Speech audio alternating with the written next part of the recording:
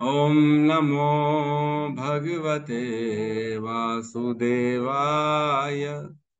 ओम नमो भगवते वासुदेवाय। ओम नमो भगवते वासुदेवाय। यः स्वानुभावम् अखिलं श्रुतिसारमेकम् आध्यात्मदीपम् अतितीर्षितां तमोऽन्धम् संसारिणां करुणयः पुराणगुह्यम् तं व्याससूनम् उपयामि गुरुं मुनीनाम्। नारायणं नमस्कृत्य नरं चैव नरोत्तमं देवीं सरस्वतीं व्यासं ततो जयमुदीरये। श्रवणतां स्वकथा कृष्ण पुण्यश्रवण कीर्तिन हृदयन्तस्थो हि अभद्राणि विधुनोति सुहृत् सताम्। नष्टप्रायेषु अभद्रेषु नित्यं भागवत सेवया भगवती उत्तम श्लोके भक्तिर्भवति नैष्टिकी। कृष्णाय वासुदेवाय देवकी नंदनाय च नंद गोप कुमाराय गोविंदाय नमो नमः।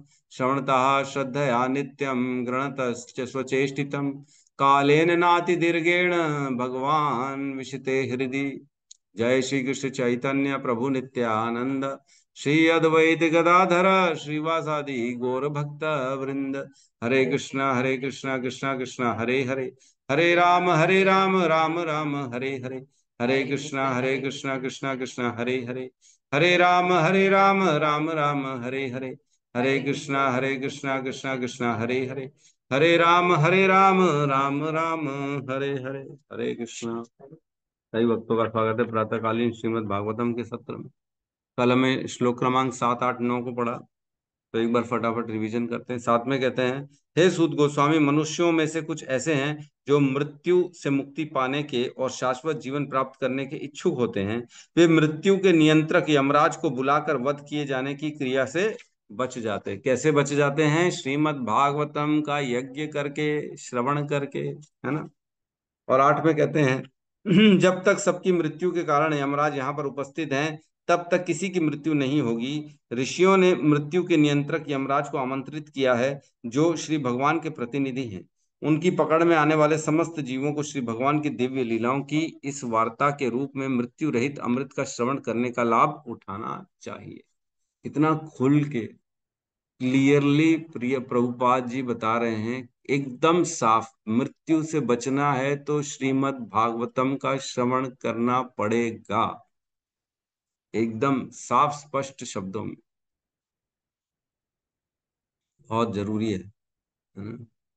एक श्लोक आता है जिसमें कहते हैं, लब्ध्वा सुदुर्लभम इदम बहु संभवन्ते मानुषम अर्थदम अनित्य अपीह धीर निश्र तूर्णम यतेत न पतेत अनुमृत्यु यावत निश्रय स्यात् विषय खलु सर्वतः स्यात्।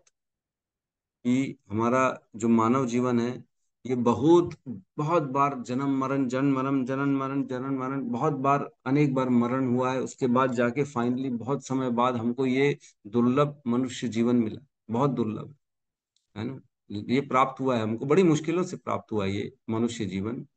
तो इसमें बता रहे हैं कि ऐसा जो इंटेलिजेंट है, वो ऐसे काम में लगता है कि दोबारा मृत्यु ना हो, दोबारा इस चक्र में ना फंसे। इंटेलिजेंट आदमी पूर्णम इमीडिएटली ऐसे काम में लगता है ताकि दोबारा मैं इस मृत्यु में ना फंसूं, इस चक्र में ना फंसूं। लेकिन विषय जो होते हैं, जो इंद्रिय तृप्ति होती है, वो हर योनि में रहती है, उसके लिए प्रयास नहीं करना चाहिए। वो हर जीवन में इससे अच्छी मिलेगी। जितना मनुष्य जीवन में इंद्रिय तृप्ति मिल रही है, उससे अच्छी कुत्ते की योनि में है, अनेक अनेक अन्य योनि में है। कहते हैं कि जो कौवा होता है ना, वो एक दिन में 50-55 बार अपनी मादा कौवा के साथ संग करता है। 50-55 बार। क्या एक कोई व्यक्ति कर सकता है? मनुष्य कर सकता है? नहीं कर सकता। मनुष्य में कोई संग की है ही नहीं।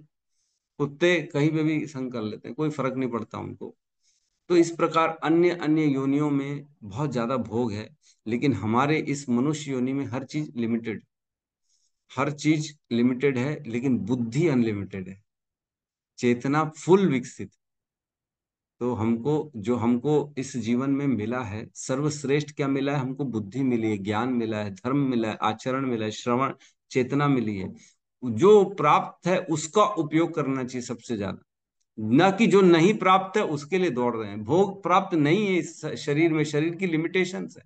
ज्यादा खाएंगे तो एसिडिटी हो जाएगी, ज्यादा मीठा खाएंगे तो शुगर बढ़ जाएगी, है ना। ज्यादा घूमने जाएंगे तो हड्डियां जो है प्रॉब्लम करना चालू कर देंगी। हर चीज में लिमिटेशंस है हमारे शरीर की, लेकिन बुद्धि में, ज्ञान में, तपस्या में अनलिमिटेड। ऐसे ऐसे तपस्या की है हमारे ऋषियों ने, आचार्यों ने, जिसको हम सुन के बड़ा भयभीत हो जाते हैं कि इतनी महान, इतनी कठोर तपस्या कैसे करी। अरे असुर, इवन असुर जो है हिरण्यकश्यपु ने 10,000 साल तक तपस्या करी थी। कहीं कहीं 36,000 साल लिखा है, कहीं कहीं 10,000 साल लिखा है। विश्वामित्र ने 60,000 साल तक तपस्या करी थी, है ना। तो कंडू ऋषि ने बहुत भयंकर तपस्या करी थी, है ना। सौरभी मुनि ने पानी के अंदर प्रवेश करके तपस्या करी थी।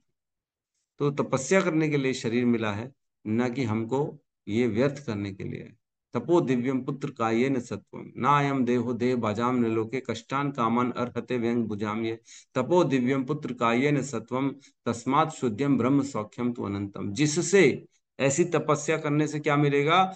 हमारे को अनंत काल तक अनवरत टिकने वाली शांति प्राप्त होगी। ये समझना पड़ेगा कि हमारा पर्पस क्या है। फिर कह रहे हैं 90 नंबर श्लोक में, अल्प बुद्धि तथा अल्प आयु वाले आलसी मनुष्य रात को सोने में तथा दिन को व्यर्थ के कार्यों में बिता देते हैं। हमारे लिए क्लियर लिखा है कि अल्प बुद्धि वाले, अल्प बुद्धि, अल्प आयु, अल्प भाग्य, है ना। अल्प भाग्य क्यों कह रहे हैं? अल्प भाग्य इसलिए कह रहे हैं क्योंकि कोई व्यक्ति भगवान का नाम नहीं ले रहा। और सोचो, केवल भगवान के नाम लेने से सारे पाप कट जाते हैं, पुण्यों का उदय हो जाता है, हमारे जीवन में सारा पॉजिटिव पॉजिटिव होना चालू हो जाता है जैसे ही हम भगवान की शरण में जाते हैं। तो भाग्य अल्प इसलिए क्योंकि सब चीज होते हुए भी व्यक्ति कर नहीं रहा है। सामने है लेकिन उसको स्वीकार नहीं कर पा रहा। उसको लग रहा है नहीं नहीं ये पता नहीं क्या है, उसको लग रहा है नहीं भोग ज्यादा अच्छे हैं। तो ये क्या है? अल्प भाग्य है, मंद सुमंद मत। बहुत ज्यादा तकलीफ है लोगों को। मिल रहा है इतना सुंदर सु अवसर, फिर भी उसको लेने के लिए तैयार नहीं। ठीक है, तो आज हम प्रवेश करते हैं श्लोक क्रमांक 10 में।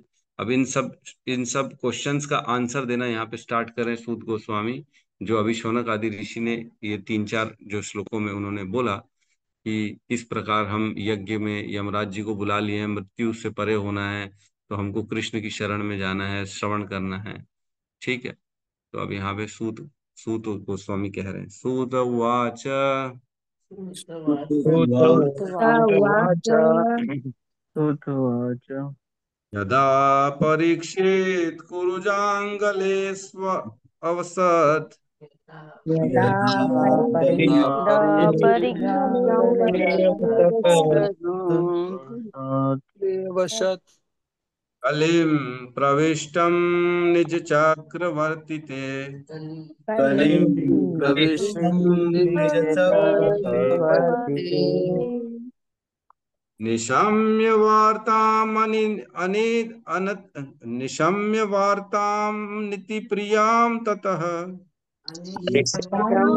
वार्तां तत्प्रियां ततः चरासरं संयुगशौण्डिराददे चराचरं संयुगसौण्डिराददे श्रुतुवाच श्रुतवाच यदा परीक्षेत् कुरुजाङ्ग्लेवसत् यदा यदा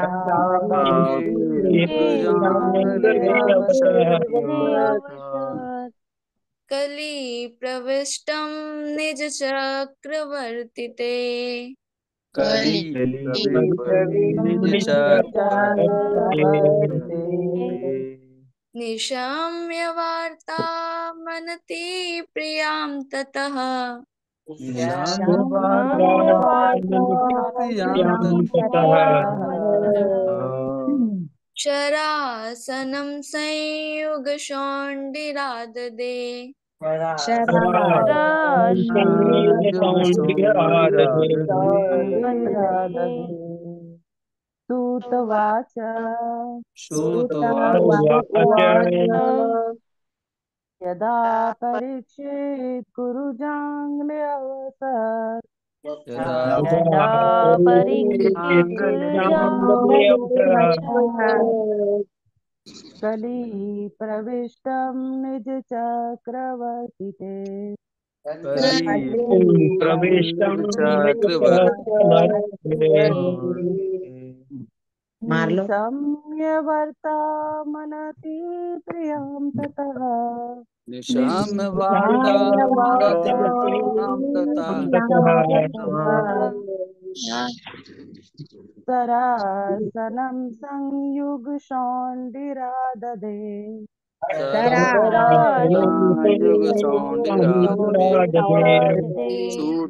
श्रुतुवाच श्रुतवाच यदा परीक्षित कुरुजाङ्गले अवसत् यदा परीक्षित कुरुजाङ्ग्ल्यवसत्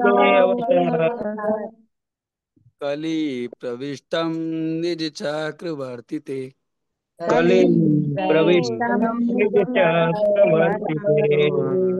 निशाम्य वार्तामनति प्रियां तथा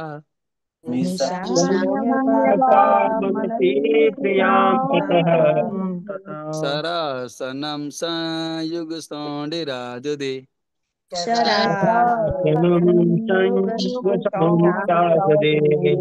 हरे कृष्णा। माता जी हो गया हो गया हो गया।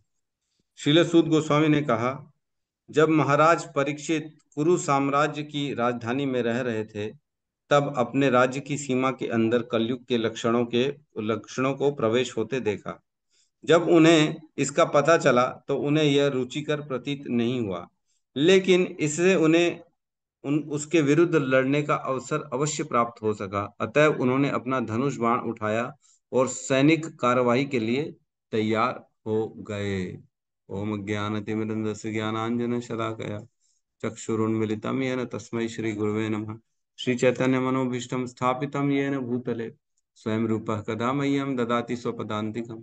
वन्देऽहं श्रीगुरु श्रीयुतपदकमलं श्रीगुरून् वैष्णवांश्च श्रीरूपं सागरजातं सहगण रघुनाथान्वितं तं सजीवं साद्वैतं सावधूतं परिजन सहितं कृष्ण चैतन्य देवं श्री राधा कृष्ण पादान् सहगण ललिता श्री विशाखान्वितांश्च। हे कृष्ण करुणा सिंधु दीनबंधु जगतपते गोपेश गोपिका कांता राधा कांत नमस्तुते। तप्त कांचन गौरांगी राधे वृंदावनेश्वरी वृषभानुसुते देवी प्रणमामि हरिप्रिय। वाञ्छाकल्पतरोभस्य कृपा सिन्धुभ्य एव च पतितानां पावनेभ्यो वैष्णवेभ्यो नमो नमः। नमो विष्णुपादाय कृष्णपृष्ठाय भूतले श्रीमते भक्तिवेदांत स्वामीति नामिने। नमस्ते सरस्वते देवे गौरवाणी प्रचारिणे निर्विशेष शून्यवादी पाश्चात्य देश तारिणे। जय श्री कृष्ण चैतन्य प्रभु नित्यानंद श्री अद्वैत गदाधर श्रीवासादि गौर भक्त वृंद। हरे कृष्णा कृष्णा कृष्णा हरे हरे, हरे राम राम राम। तो यहाँ सूत गोस्वामी जवाब दे रहे हैं शौनक आदि ऋषि को, कह रहे हैं यदा परीक्षित कुरुजांगले अवसात, जब यदा परीक्षित जब क्या जब वो कलयुग को देखा प्रवेश होते हुए, तब की बात बता रहे। जब परीक्षित कुरुजांगले अवसत, कुरु प्रदेश की राजधानी में जो रहते थे, है ना, जो महाराज परीक्षित कुरु प्रदेश की राजधानी में रहते थे, है ना, ऐसे उन्होंने जब क्या कलिम प्रविष्टम, जब देखा कि कली प्रवेश कर रहा है, कलिम प्रविष्टम कहाँ प्रवेश कर रहा है, निज चक्रवर्ती थे, अपनी राज्य की सीमाओं में प्रवेश होते हुए उन्होंने देखा उसको। परीक्षित महाराज को पता पड़ गया कि कलयुग मेरी सीमा में, मेरे जो राज्य की सीमा में है प्रवेश कर, निज चक्रवर्ती थे, अपनी मेरी सीमा के अंदर प्रवेश कर। तो निशम्य वार्ताम, यह समाचार सुनकर, ऐसा समाचार सुनकर परीक्षित महाराज को नति प्रियाम ततः, है ना, ऐसा अनति प्रियाम मतलब अन अति प्रियाम, एक होता है अति प्रियाम जो बड़ा अच्छा लगता है, बहुत अच्छा लगता है, अति प्रिय अच्छी बात बोली तुमने, लेकिन अन अति प्रिय मतलब इतनी अच्छी बात नहीं बोली अन अति प्रिय मतलब इतना अच्छा नहीं लगा उनको, उसको निशम्य वार्ताम अनिति प्रियाम अनति प्रियाम ततः, बहुत ज्यादा उनको प्रिय नहीं लगा ये कि कलयुग प्रवेश कर रहा है। तो ऐसा क्यों कह रहे हैं कि उनको बहुत ज्यादा प्रिय नहीं लगा? बल्कि ऐसा बोलना चाहिए ना, उनको तो बड़ा क्रोध आ गया, उनको बहुत खराब लगा। अन अति प्रियाम मतलब प्रिय लगा, थोड़ा थोड़ा प्रिय लगा, थोड़ा थोड़ा प्रिय लगा है परीक्षित महाराज को जब कलयुग प्रवेश करा तो कलयुग प्रिय लग रहा है। ये तो सवाल खड़ा होने वाली बात होगी, कैसे प्रिय लग रहा है? जबकि वो तो दंड दे रहे थे उसको, उचित दंड दे रहे थे वो, तो उचित दंड तो दिया, लेकिन कलयुग उनको थोड़ा थोड़ा प्रिय भी लगा, है ना। इसमें हम चर्चा करेंगे क्यों प्रिय लगा, है ना? और क्या करें आगे? शरासनम संयुग शौंडी समय आ गया। शरासनम मीन्स फिर वो धनुष बाण उठाने का समय आ गया, अब युद्ध का समय आ गया, है ना। शरासनम उन्होंने उठा लिया अपना धनुष बाण युद्ध के लिए। और संयुग शौरंडी दा सयुग सयुग शौंडीर राधे मतलब शौंडी आरधे मीन्स उन्होंने अपने बाकी सारे कार्यकलापों को छोड़ के युद्ध की लिए तैयारी करी, है ना। आदते मीन्स अब वो छोड़ दिया और अब युद्ध के लिए ग्रहण किया, अपने धनुष बाण और सारे सैनिकों को तैयार किया, बेसिकली तैयारी करी उन्होंने कि अब कलयुग पे हम जो है पूरा जो है पूरी शक्ति से उसकी ऐसी तैसी कर दी। तो इसमें कुछ चीजें चर्चा करने लायक हैं। ये कि भगवान ने जैसे परीक्षित महाराज ने जैसे ही देखा कि कलयुग प्रवेश कर रहा है, उनको जब सारे संकेत मिल गए थे और उन्होंने पहले देखा भी था कि किस प्रकार कलयुग जो है गाय को और बैल को पैर में मार रहा है, प्रहार कर रहा है, तो उनको अप्रिय इतना ज्यादा प्रिय नहीं लगा। ऐसा क्यों कहा गया? उनको तो वध कर देना था, सीधा मार देना था, उन्होंने केवल दंड दिया उसको। तो कह रहे हैं एक तो सबसे बड़ी बात, क्षत्रिय जो होता है, क्षत्रिय हमेशा युद्ध के लिए तैयार रहता है, उसको मौका चाहिए कि युद्ध मिले मेरे को, कैसे भी युद्ध करने का कोई समय आए मेरे जीवन में, तो मैं अपना शौर्य, अपना बल, अपना अपना जो उसकी गांडीव चलाने की जो धनुर्विद्या है, ये विद्या वो विद्या दिखाने का मैं मौका दिखाऊं। और हम जानते हैं कि जब युद्ध होता है उसमें कोई भी क्षत्रिय अगर मारा जाता है तो वो सीधा स्वर्ग हो जाता है। तो इस प्रकार हर क्षत्रिय की कामना होती है कि मैं एक युद्ध में पार्टिसिपेट करूं। जैसे सैनिक की इच्छा होती है मैं बॉर्डर जाऊं, लड़ूं, बताऊं एक बार मैं अपने दुश्मनों को मैं कौन हूं, है ना। एक बिजनेसमैन को लगता है मैं बिजनेस में जाऊं, दिखाऊं, व्यापार करके दिखाऊं, अपने एक्शन से अपनी क्रियाओं से दिखाऊं, लोगों को प्रूव कर दूं कि मैं कौन हूं। आजकल के बच्चों के अंदर ये बहुत ज्यादा है कि मैं अपने बल पे कुछ करके दिखाना चाहता हूं, है ना। तो यही सेम मेंटेलिटी है परीक्षित महाराज की भी, क्योंकि उनको तो सब रेडीमेड मिल गया था ना, सम्राट उनको युधिष्ठिर महाराज ने बिठा दिया था, लेकिन उन्होंने खुद से क्या दिखाया, अपना शौर्य कैसे दिखाएंगे, तो वो उन्होंने ये तैयारी करी कि मैं लड़ूंगा, उससे छोड़ूंगा नहीं उसको, क्योंकि वो गुणवान बलवान तो पहले से ही थे।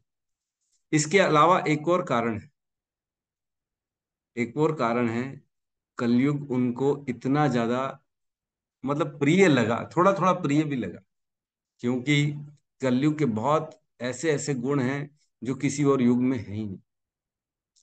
कलयुग में कोई भी मन में हम किसी के लिए गंदा सोचते हैं तो उसका हम पे कोई जो है पाप नहीं लगता। सबसे बड़ा गुण, मन में सोचा गया कोई भी पापमय विचार या गंदा विचार का पाप नहीं लगता, मन मन तक ही रह जाता है वो, इसलिए नहीं लगता। लेकिन बाकी युगों में अगर मन में किसी के लिए गंदा सोच लिया तो उसका भी पाप लग जाता है। इतना बड़ा मतलब वाकई में ये तो बहुत बड़ा बेनिफिट है कलयुग का, बहुत बड़ा। कोई मन को तो हम कंट्रोल कर ही नहीं सकते, कैसे गंदे गंदे विचार आ जाते हैं मनों में हमारे, किसी के लिए भी कभी भी कुछ भी कुछ सोच लेते हैं, ओहो यहाँ कहाँ दिमाग चला गया, वो भगवान बचाओ बचाओ बचाओ।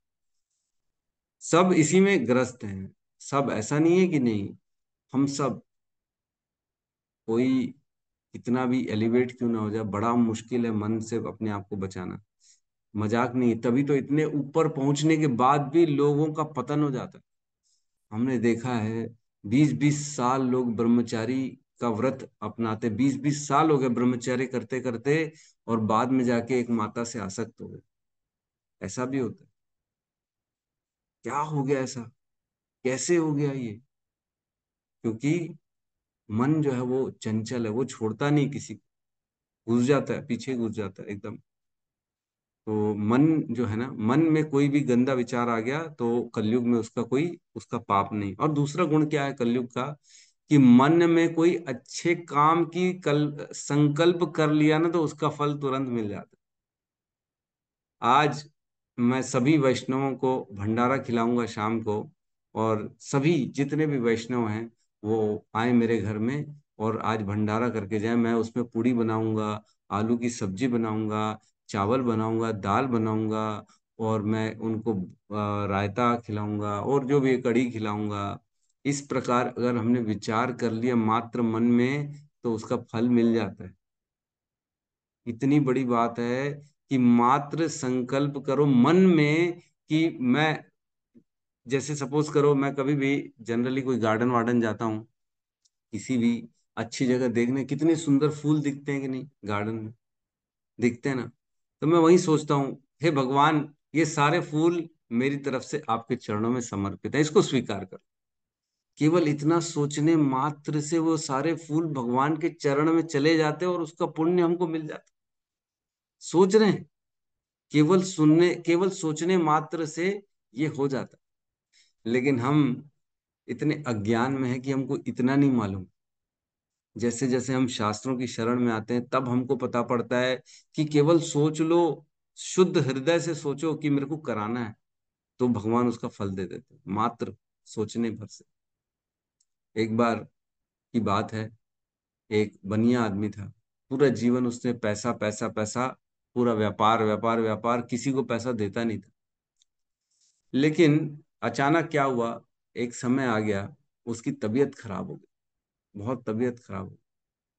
उसने अपने नौकर को बोला, जाओ इस्कॉन जाओ, वहां से मेरे लिए बीड बैग लेके आओ, मैं सोच रहा हूँ अब मेरे को माला करनी चाहिए, है ना।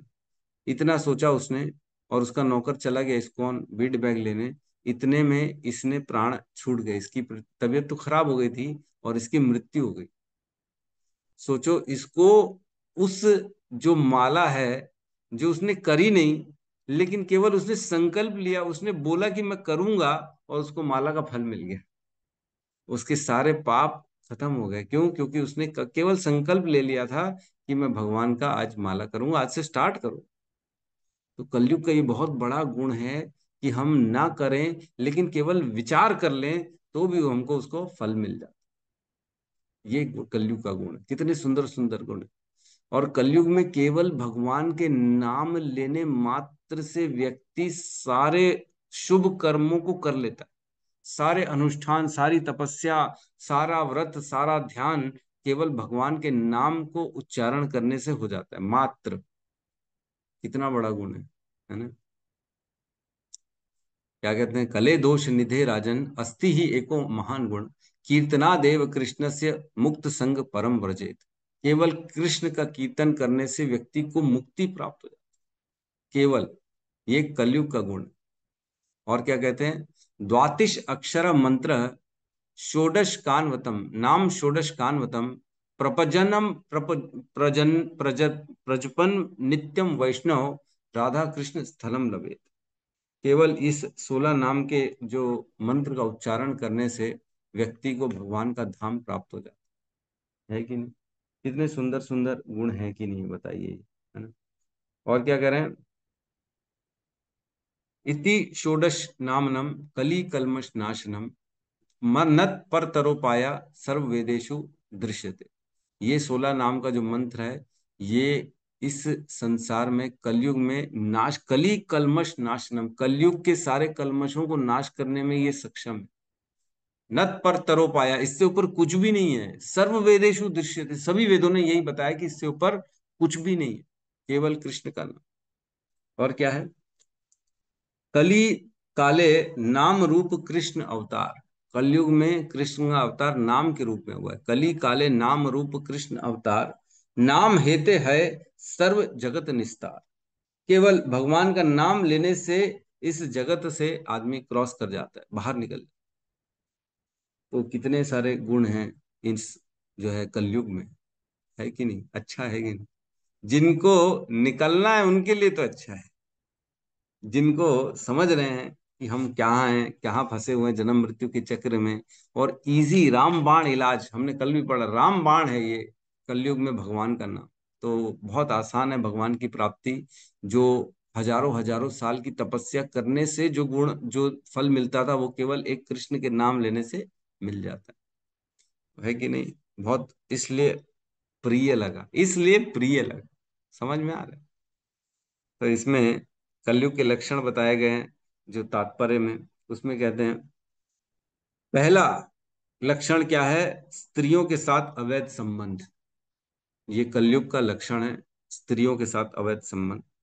दूसरा, मांस भक्षण की लत, व्यक्ति नॉनवेज खाता है, मांस खाता है, ये कलयुग का लक्षण है। तीसरा, मादक द्रव्य सेवन, नशा, है ना, तो नशा करता है, दारू पीता है, ड्रग्स लेता है, किसी भी प्रकार का नशा करता है, वो कलयुग के कब्जे में है पूर्ण रूप से। और द्यूत क्रीड़ा में रुचि, गैम्बलिंग, जो ताश पत्ती खेलते हैं, जैसे माता जी ने बताया, बुढ़े लोग बैठ के ताश खेल रहे हैं, तो वो क्या कर रहे हैं, वो कलयुग के चुंगल में फंसते जा रहे हैं। तो हमको इन चारों चीजों से बहुत ही जरूरी है कि बच के रहें। मांस भक्षण ना करें, अवैध स्त्री संग ना करें, केवल स्त्री संग नहीं, अवैध पुरुष संग भी हो जाता है, उससे भी बचें। मादक द्रव्य का सेवन ना करें, किसी भी प्रकार का नशा ना करें, किसी भी नशा, कोई भी हो सकता है, चाय कॉफी का भी नशा है ना, जिसकी लत लगे वो नशा है। तो ऐसे नशों से बचना है। हमने पढ़ा अभी अभी कि यदुवंश भी केवल दारू पी के, है ना, सड़े हुए चावल की दारू पी के एक दूसरे का वध कर दिया था। यदुवंश नष्ट कैसे हुआ था? नशा करके, सुरापान, याद है? तो ये सब पीने से ओवरऑल व्यक्ति के जीवन में नेगेटिविटी ही आती है, दिखेगा नहीं, समझेगा नहीं, लेकिन आती है, सूक्ष्म रूप में आती है, विचारों में आ जाती है। जैसे जैसे आदमी अल्कोहल लेता है ना, उसके अल्कोहल का गुण है कि वह अपनी सुप्त अवस्था में जो दबी हुई इच्छाएं उसको जागृत करता है। जैसे जैसे आप नशे में आएंगे, व्यक्ति को अपनी इच्छा पूर्ति करने की, बस ऐसा लगेगा मैं, जो मैंने दबा के रखा है, ये मैंने विचार किया था, मेरे को ये प्राप्त करना है, मेरे को ये भोग करना है, उसमें फिर उसकी वृत्ति बढ़ जाती। तो ये कलयुग का प्रकोप है ना? तो इन सब से बचना चाहिए, जितना हम इसको दबाएंगे उतना हम कलयुग से दूर रहेंगे। तो ये तो हमने वैसे भी पढ़ा, जो भक्त होते हैं उस पर कलयुग का प्रकोप नहीं चलता। भक्त हमेशा कलयुग से परे रहते हैं, कलयुग उनको छोड़ देता है, कलयुग उनके ऊपर अपना कब्जा नहीं कर पाता है, क्योंकि हम भगवान का नाम का जप करते रहते हैं। तो इसमें लिखा है मानव समाज में उपयुक्त चार लक्षण सभी प्रकार के कलह के मुख्य कारण होते हैं। ये ही मुख्य कारण है कलयुग के। कलयुग को कलयुग क्यों कहा जाता है? क्योंकि ये कलह का युग है, हर कहीं कलह है, हर घर में कलह है। कोई किसी को सहने के लिए तैयार नहीं है, कोई झुकने के लिए तैयार नहीं है, कोई कॉम्प्रोमाइज करने के लिए तैयार नहीं। सबको अपनी पूरी इच्छा पूर्ति करनी है, सबको कंट्रोलर बनना है। तो जैसे जैसे भगवत गीता का ज्ञान सुनते हैं, समझ में आ जाता है, नहीं नहीं, we are not the controller. हम केवल सिचुएशंस में अपने आप को कूल रख सकते हैं, केवल यही हम कर सकते हैं और कुछ नहीं कर सकते। तो हर चीज को सहन करना है। तो प्रति जो है ना, प्रतिक्रिया नहीं करनी है हमारे को किसी भी चीज की। और दूसरा क्या कहा है? कलयुग क्या है? कल का युग है, हर काम कल करेंगे, आज कुछ नहीं करेंगे। कल सवेरे उठेंगे, कल से चैंटिंग करेंगे, कल से सारा काम करेंगे, कल से प्रसाद पाएंगे, आज भोग लेते हैं। तो इसलिए कलयुग कल का युग है। और तीसरा, कलयुग क्यों है? क्योंकि कल पुर्जों का युग है, केवल केवल हर काम मशीन करेंगे, हम कुछ नहीं करेंगे, सारे मशीन बेस्ड काम हो रहे हैं, है ना। चपाती भी देखो तो आजकल मशीन में बन रही है, सब्जी भाजी भी मशीन में बन रही है ना, हर चीज मशीन से हो रहा है, कपड़े मशीन से धुल रहे हैं, हर चीज। कलयुग मीन्स कल पुर्जों का युग। मोबाइल के बिना तो जीवन चल ही नहीं रहा। एक व्यक्ति बोलता है, आप लोग मोबाइल के बिना सो कैसे सकते हो? मोबाइल के बिना सो कैसे सकते हो, ये कैसे सवाल है? मोबाइल के बिना क्या सोया नहीं जा सकता? सोया जा सकता है, लेकिन कई लोगों की ऐसी बुरी लत है, इतनी लत लगी है, रातों को जब तक वो 2-4 घंटे देखेंगे नहीं मोबाइल में ये वेब सीरीज, तो ये वो रील फील, तब तक उनको नींद नहीं आती, उनको ऐसा लगे, बेचैनी आती, हाथ पैर कांपते रहते हैं। तो ये सारा कलयुग के लक्षण है, हमको इससे बचना चाहिए। कलयुग कैसे सूक्ष्म रूप से हमारे जीवन में प्रवेश कर रहा है, हमको इस पे बहुत ज्यादा बारीकी से विचार करना चाहिए कि मोबाइल के माध्यम से हर समय हम कलयुग के एकदम चिपके हुए, कभी भी हमारे अंदर वो प्रवेश कर सकता है। इतना यूट्यूब में गंदा गंदा चलता है, इतना, ऐसी टीवी चालू करो तो कुछ ना कुछ दिख जाता है। आजकल तो इतना कॉमन हो गया है, टीवी में एडवर्टीजमेंट में इतना छोटा छोटा कपड़ा पहनती है माता जी, इतना दिखाते हैं, प्रदर्शन करते हैं, है ना, गले लग रहे हैं, संग कर रहे हैं, एक बार इसके साथ कर रहा है, कुछ टाइम बाद दूसरे के साथ कर रहा है, कुछ टाइम तीसरे बात। तो ये सब क्या क्या शिक्षा दे रहे हैं हमारे को, टीवी में, मोबाइल में, पिक्चर्स में? ये शिक्षा दे रहे हैं कि तुम भी ऐसे ही बनो, इसमें मजा है, ये सुख है, ये शिक्षा देते हैं। इसलिए हमको हमेशा टीवी से दूर रहना चाहिए, पिक्चरों से दूर रहना चाहिए, क्योंकि जितना हम ये देखेंगे ना, भले हमको मालूम है हमको नहीं करना, हम तो प्रभु जी एंटरटेनमेंट के लिए जा रहे हैं, क्या करें, सूक्ष्म रूप में ये हमारे जीवन में प्रवेश करता ही करता, विचार होता ही है। मन को जो इन्फॉर्मेशन मिलेगी उसके बारे में मन बार बार चिंतन करना चालू कर देता है, आप बोलो चाहे ना बोलो।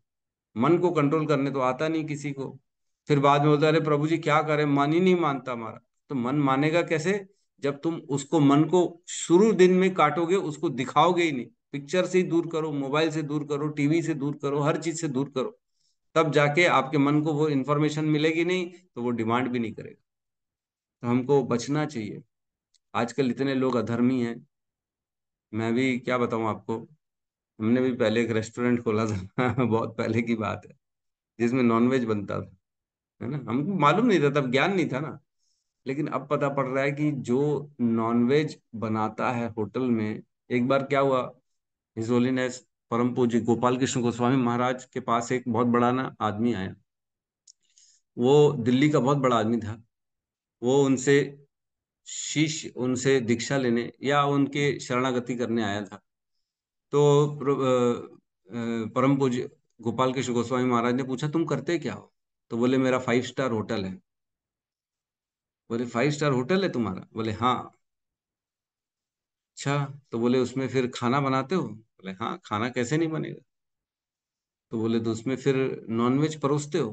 बोले हाँ, नॉनवेज तो परोसना पड़ता है हमको, तो तरह तरह के नॉनवेज परोसना पड़ता है। बोले, तो तुमको तो नरक जाने से कोई बचा नहीं सकता।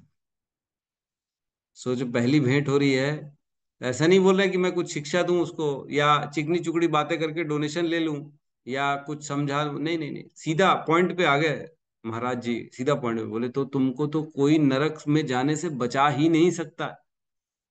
वो घबरा गया, बोले ये क्या बात बोल दी महाराज जी देखो, वैष्णव का गुण है कि सबको सबको अवगत कराना कि क्या सही है क्या गलत। आज की डेट में सब गलत काम हो रहा है, पोल्ट्री का व्यवसाय चल रहा है, इसको बिजनेस दिया रहा है, मछली पालन का बिजनेस हो रहा है, मछली मारने के लिए पालन किया जा रहा है, मुर्गे काटने के लिए उनका पालन किया जा रहा है, ये व्यवसाय हो गया। इसको बड़ा आज की डेट में अच्छी दृष्टि से देखा जाता है। रायपुर में ऐसे बहुत बड़े बड़े जो है सो कॉल्ड जो बिजनेस कंपनीज हैं, जो इन्होंने बहुत बड़ा बड़ा काम कर लिया है, जो मछली पालन करते हैं, जो मुर्गा काटते हैं, और जो ये सब काम करते हैं। इवन अगर हम किसी नेता को चुन रहे हैं, और वह नेता किसी भी प्रकार का, जैसे मैंने उस दिन भी कहा था, अगर जीव पशु हत्या का प्रोत्साहन करता है, तो वह नेता के द्वारा किए गए सारे पापों को हमको भी भोगना पड़ेगा। डेमोक्रेसी का अर्थ ये है कि जिसको आपने चुना है, अगर वो गलत डिसीजन ले रहा है, जैसे हमने चर्चा करी, गौ हत्या का आदेश, गौ हत्या का लाइसेंस दिया गया था कांग्रेस सरकार में, तो गौ गौ हत्या का अगर आदेश दिया गया, और उसको, उस सरकार को जिस जिसने वोट दिया, सभी को गौ हत्या के वध का पाप लगेगा। कितनी सूक्ष्म बात है। तो हमको बड़ा सचेत होना पड़ेगा, बहुत ज्यादा सचेत होकर अपने जीवन को जीना है। गलती से कहीं ऐसा कम कर्म कर देंगे तो सोचो, कितनी गौ हत्या हो रही है फैक्ट्रियों में, केवल एक वोट देने मात्र से, एक वोट दे दिए तो 5 साल तक के लिए जितनी गौ हत्या होगी, सबका पाप आपके ऊपर, हमारे ऊपर लग जाएगा अरे बाप रे प्रभु जी, ये क्या बोल रहे, एक गौ हत्या का मालूम है आपको पाप कितना होता है? जितने उस गौ के, उस गाय के रोम हैं शरीर में, उतने 1000 सालों तक नरक में रहना। 6 साल तक, 5 साल तक जब तक सरकार चलेगी, तब तक कितनी गौ हत्याएं हो जाएंगी और कितने रुए होंगे और कितने साल तक नरक में जाना पड़ेगा, ये तो कल्पना भी नहीं कर सकते हम। बहुत खतरनाक है। फूक फूक के कदम रखना है हमको, फूक फूक के। ठीक है, तो मेरे को लगता है आज तो एक ही श्लोक हो पा रहा है हमारा। तो कुल मिला के बचना चाहिए। लेकिन देखो, एक बड़ा बेनिफिट है। जैसे राजा है, सपोज करो परीक्षित महाराज है ना, परीक्षित महाराज को प्रजा ने नहीं चुना, है कि नहीं? तो परीक्षित महाराज अगर कोई डिसीजन लेंगे तो प्रजा उसकी भागीदार नहीं होगी। समझ पा रहे हैं कि नहीं? लेकिन अगर डेमोक्रेसी आ गई, वोट के द्वारा लोगों ने चुना अपने राजा को, तो राजा के कर्मों पे इनका भी पूरा का पूरा योगदान होगा कि तुमने चुना, तुमने उसको सहमति दी, तुमने उसको प्रोत्साहन दिया। हमने 6 पढ़े, 6 कारण होते हैं एक पशु वध के पीछे, जिन 6 लोगों को समान रूप से उसका पशु वध का पाप लगता है। एक तो वो जो उसको मारता है, एक तो वो जो उसको पकाता है, एक तो वो जो उसको खाता है। ये तो 3 हो गए। एक तो वो जिसके आदेश से सब कुछ होता है, जो परमिशन देता है। और पांचवा कौन? जो इन सब में कहीं ना कहीं उनको सपोर्ट करता है, जैसे गाड़ी से ट्रांसपोर्ट करा दिए, है ना, कहीं उनको बीज दे दिए। सपोज करो हम बीज देने, बीज का काम कर रहे हैं, पोल्ट्री व्यवसाय में बीज सप्लाई करते हैं। हम मारते नहीं है प्रभु जी, हम तो मुर्गों के लिए बीज बनाते हैं। तो क्या किया आपने? आपने कहीं ना कहीं उनको सपोर्ट कर दिया पालन करने के। उनको मत दो आप, बिल्कुल मत दो। तो इस प्रकार से हमारे को अपने जीवन में बचना चाहिए इस कलयुग में, कि कैसे भी कैसे हम पापों से बचे रहें। लोगों को शॉर्टकट में पैसा कमाना है, इसलिए गलत रास्ते अपना लेते हैं। बचना चाहिए। दारू का व्यवसाय कर लेते हैं, चमड़े का व्यवसाय कर लेते हैं, जूतों का व्यवसाय कर लेते हैं, उनको मालूम ही नहीं, गलती से बेल्ट बेल्ट बेच रहे हैं प्रभु जी हम लोग तो। बेल्ट, अरे बेल्ट चमड़े का है कि नहीं है?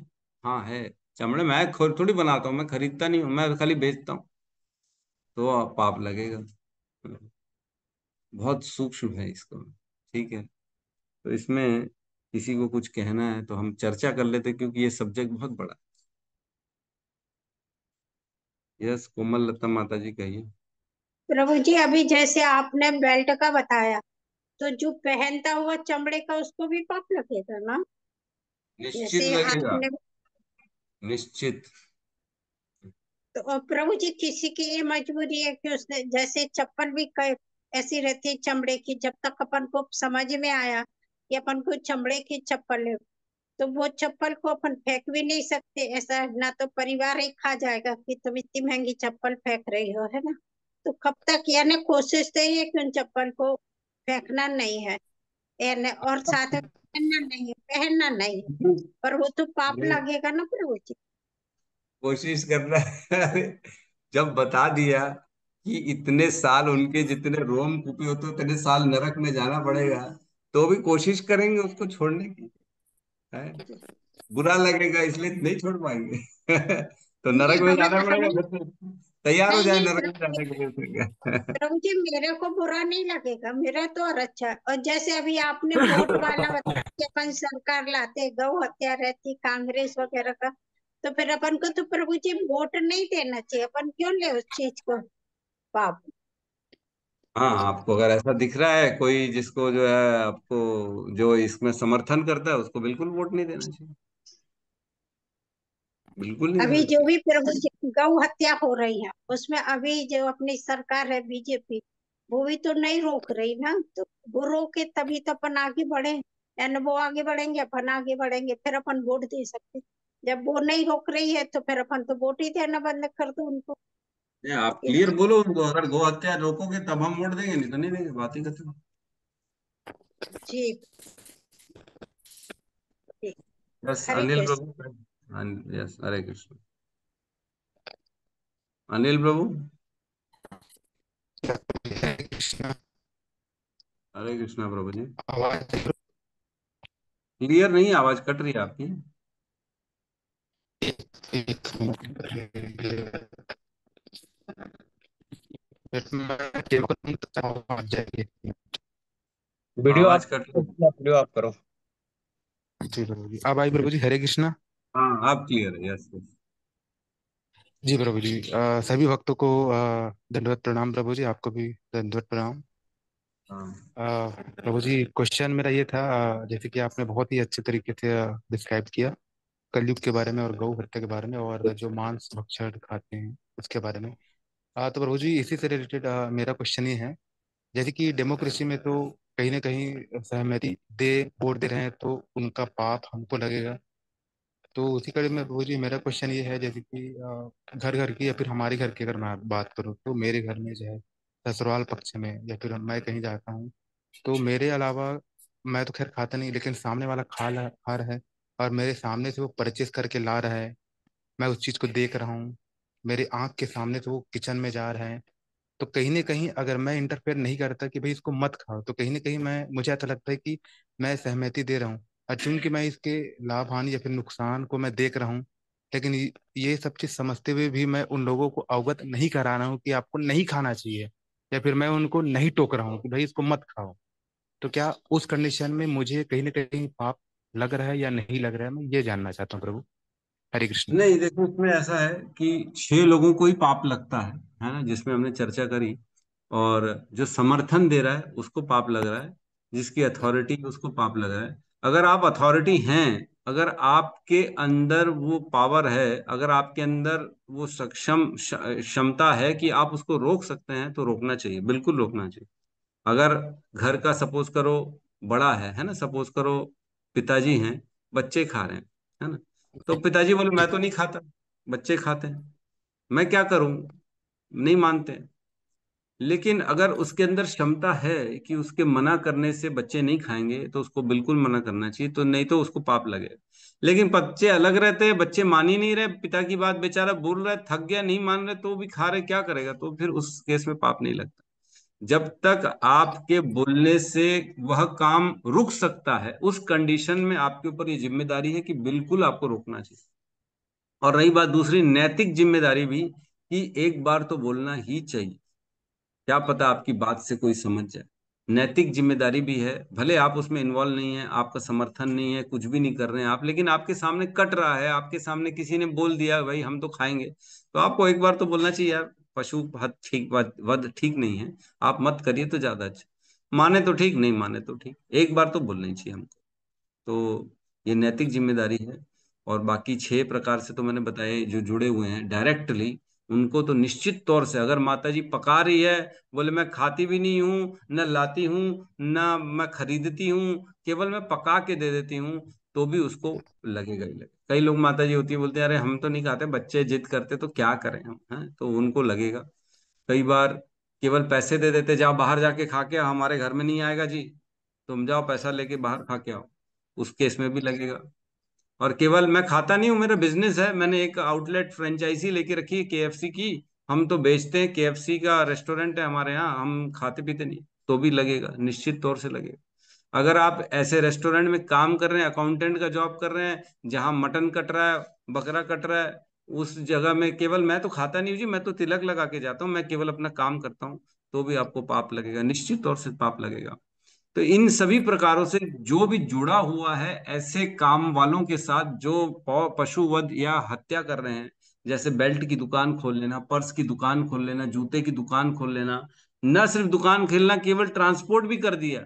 अगर हमारा ट्रांसपोर्ट का काम है और हमारे को एक पैकेज बड़ा सा कार्टून आ गया जूते इधर का उधर ले जाने का, और हमने जूते इधर के उधर लेके चले गए, तो भी पाप लगेगा, तो भी पाप लगेगा, निश्चित तौर से लगेगा। ये सब छोड़ो, केवल अगर बोन चाइना के बर्तन में खाना खा लिया तो उसमें भी पाप लगे। बोन चाइना के बर्तन जो चाइना से आते हैं या कहीं से भी आते पता नहीं, जो बोन हड्डियों से बनते हैं, उसमें अगर खा लिया तो भी आपको पाप लगे। अगर ऐसा तेल पी लिया जिसमें फिश ऑयल, आजकल फिश ऑयल बहुत ज्यादा चल रहा है, बोले शरीर के लिए बहुत अच्छा होता है, फिश ऑयल, फिश का तेल, मछली का तेल, उसको थोड़ा बहुत मिलाया जाता है, अगर उसको मिलाए वाले तेल में भी खा लिया तो भी हमको पाप लगे। तो बहुत गहराई तक जाना पड़ेगा, रोज का खाना पीना, उठना बैठना, काम करना, ग्रहण क्या कर रहे हैं क्या नहीं कर रहे हैं अपने लिए, हर चीजों पे एनालाइज करना।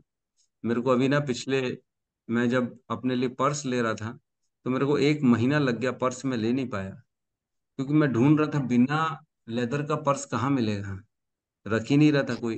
1 महीने बाद मेरे को एक वहां पे मॉल में दुकान में मिला एक पर्स जो कि कपड़े वाला था, तो मैंने उसको खरीदा। बेल्ट ढूंढने के लिए मेरे को बहुत समय लग गया, मैं बेल्ट नहीं खरीद पा रहा था क्योंकि वो सब लेदर के बेल्ट आते हैं, मेरे को बिना लेदर का चाहिए था।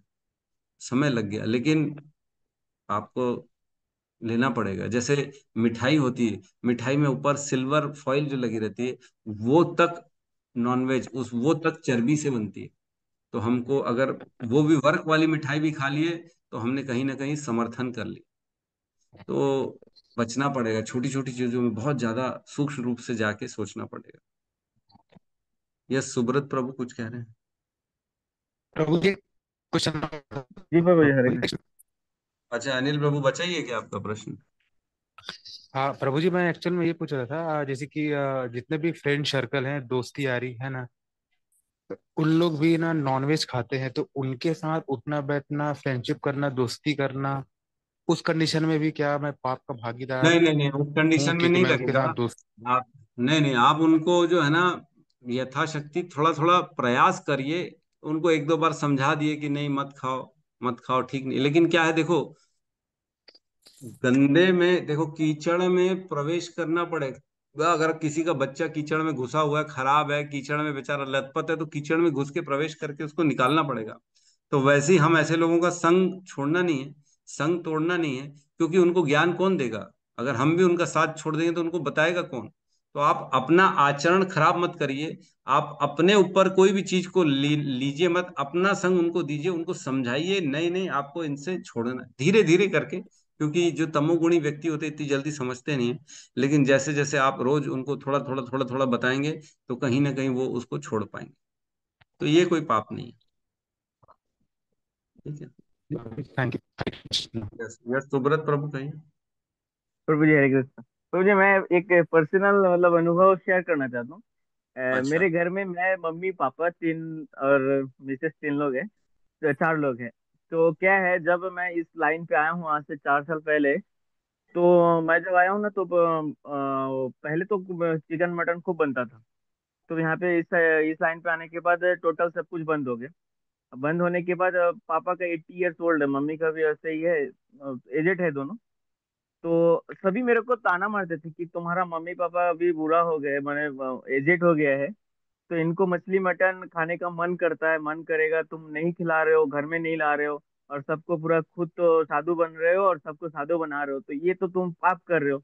और कल के डेट में इनका मन करेगा कहीं खाने का, तो फिर ये पाप तुमको लगेगा।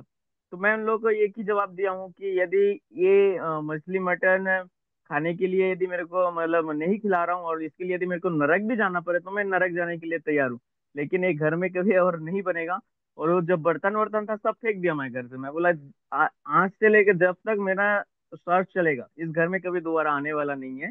और कहीं पे भी आप यदि ऐसा समझाने की कोशिश करेंगे ना, तो वही ताना, मतलब वो बोलते हैं कि वो एजेट है, वो 2 दिन बाद चले जाएंगे, उसको मछली मटन खाना है, क्यों नहीं खिलाओगे, वो तुमको ये पाप लगेगा, उसको मना नहीं करना है।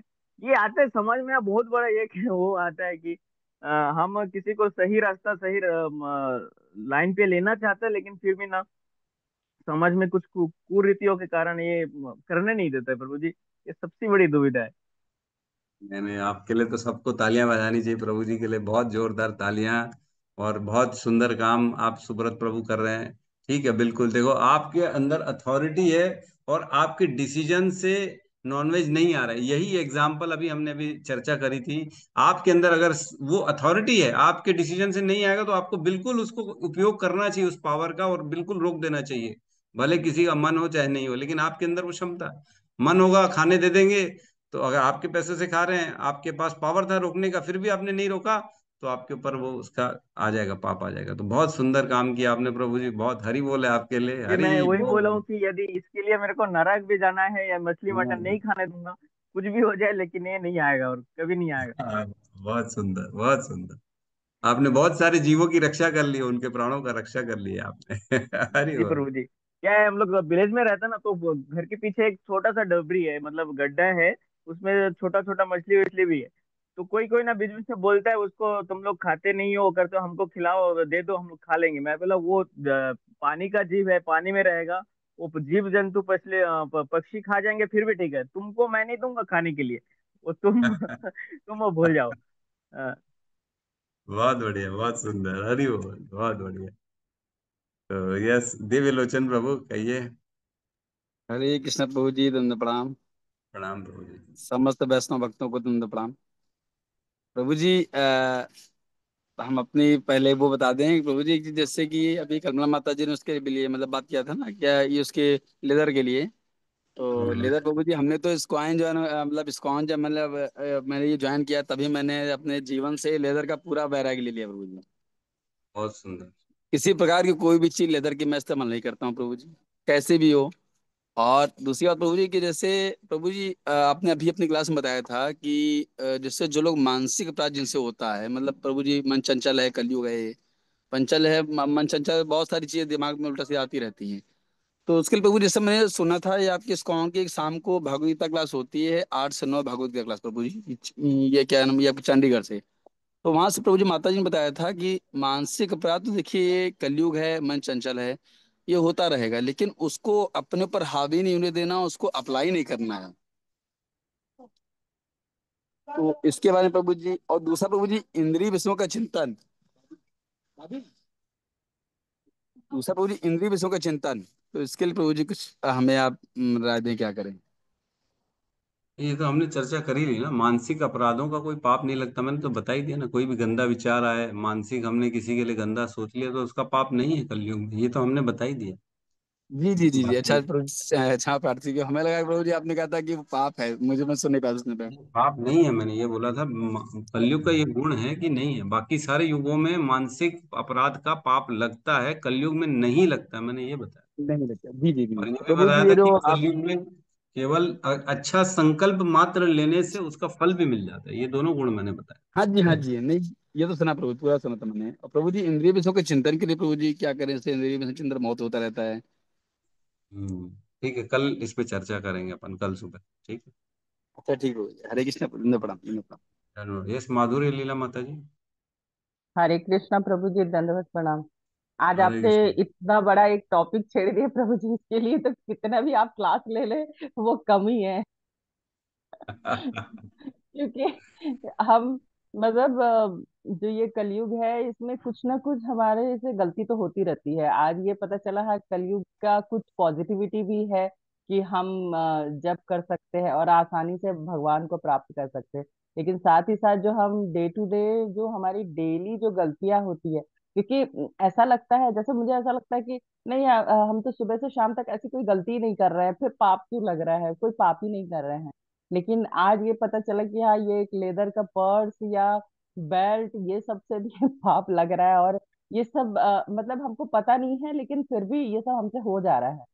और हम भगवान को दोष देते हैं कि हम ऐसा क्या पाप कर लिए कि हमको ये सजा मिल रही है। तो हम ये समझ में आ रहा है कि हम डे टू डे गलतियां करती हैं, बिना गलती का तो शायद ही कोई दिन जाता होगा। और यस ये है यस। कि क्लास करने से हम बुद्धि चेतना ये सब खुलती है। और ये भी सही है प्रभु जी, जैसे आपने बोला कि कितना भी लोगों को बोलो जो भौतिक जगत में है, अगर वो नॉनवेज ले रहे हैं उनको कितना भी बोलो तो वही है कि खुद साधु बन गए हो।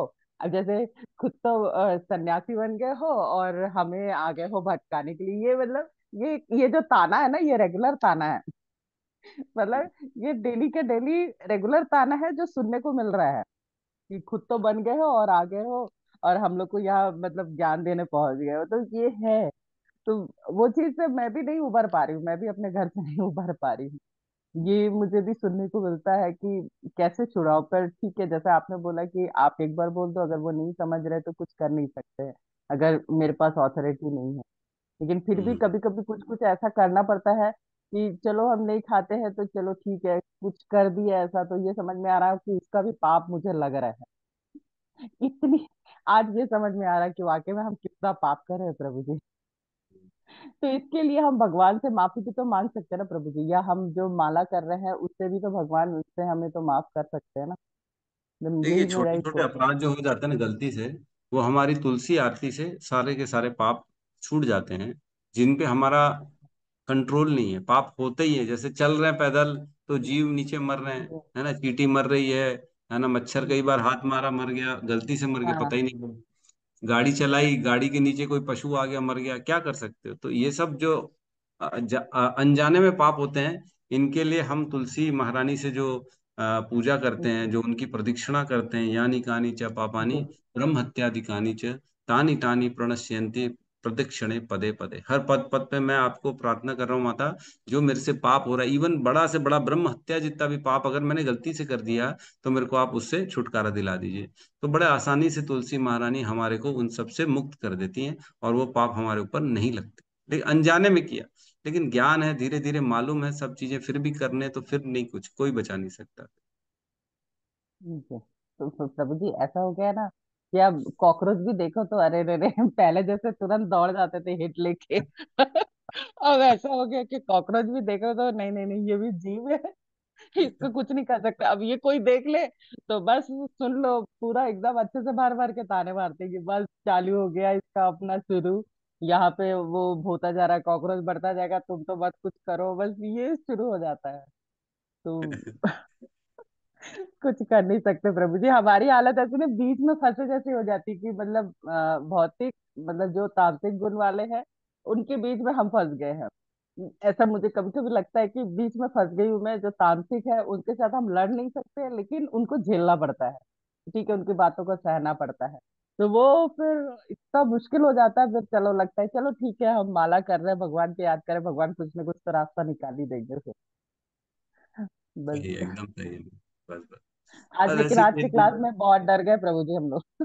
मैं तो बहुत डर गई इतनी सारी चीजें सीख कि मतलब बताइए। हम किसी को वोट भी देंगे तो सोचना पड़ेगा अच्छे से कि कहीं वो ये सब काम तो नहीं कर रहा है। ये सबसे बड़ी बात है, क्योंकि इसमें अब बस नहीं है। क्योंकि अब हम्म। जो भी जिसको भी वोट देंगे वो ऐसा एकदम सतोगिनी तो हो नहीं सकता प्रभु, तामसिक गुण से भरा हुआ है। नहीं, इसमें एक चीज है, जैसे आज जिसने डिसीजन लिया उस पे तो पाप लगेगा, जो थोड़ा बहुत प्रयास कर रहा है उसको रोकने की, तो वो हम उसको आगे कर सकते हैं कि भाई कैसे भी करके ये बचाने की कोशिश कर रहा है, धीरे धीरे वो सही माहौल लाने की कोशिश में है, तो ऐसे व्यक्ति को हमको वोट देना चाहिए। जो सतोगुण माहौल लाने की कोशिश कर रहा है, धर्म का प्रचार करने की कोशिश कर रहा है, कहीं नहीं कहीं भगवान के नाम और उसमें भक्ति में आगे है वो, तो ऐसे व्यक्ति को हमको आगे लाना चाहिए, ये हमारी जिम्मेदारी है। ठीक है प्रभु, लेकिन हरे हरे ठीक कृष्ण। है। कृष्ण प्रभु जी। जी माता जी, हरे कृष्ण। हरे कृष्ण प्रभु जी। बोलिए प्रभु माता जी, जी। चप्पल चप्पल जूते तो कई वर्षों से पहन ही रहे, अभी भी पहनते ही थे प्रभु जी, चमड़े के चप्पल बेल्ट। आज पता चल रहा है चप्पल नहीं पहना।